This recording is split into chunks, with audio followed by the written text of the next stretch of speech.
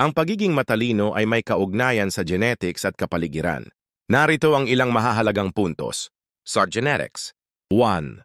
Namamana ang ilang kakayahan. Ang ilang aspeto ng katalinuhan, tulad ng memorya at pagproseso ng impormasyon, ay may kaugnayan sa genetics. 2. Genetic predisposition. Ang mga pulak na matalino ay may posibilidad na magkaroon ng mga anak na matalino rin. Sa kapaligiran. 1. Pag-aaral at edukasyon. Yung sa pag-aaral at edukasyon ay mahalaga sa paglinang ng katalinuhan. 2. Karanasan at pagkadidon. Ang mga karanasan at pagkakataon na nakukuha ng isang tao ay nakakaapekto sa kanyang pag-unlad at katalinuhan. 3. Suporta ng pamilya at komunidad. Ang suporta ng pamilya at komunidad ay nakakatulong sa paglinang ng katalinuhan. So, interplay ng genetics at kapaligiran. 1. Kombinasyon ng genetics at kapaligiran. Ang katalinuhan ay resulta ng kombinasyon ng genetics at kapaligiran. 2.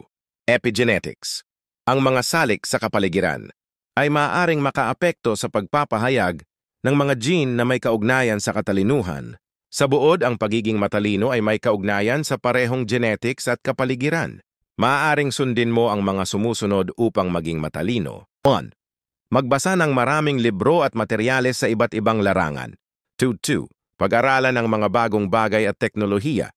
3. Magsagawa ng mga aktibidad na nagpapalawak ng iyong kaalaman at critical na pag-iisip. 4. Makipag-usap sa mga taong may iba't ibang perspektibo at karanasan. 5. Magtanong at maghanap ng mga sagot sa mga bagay na hindi mo alam.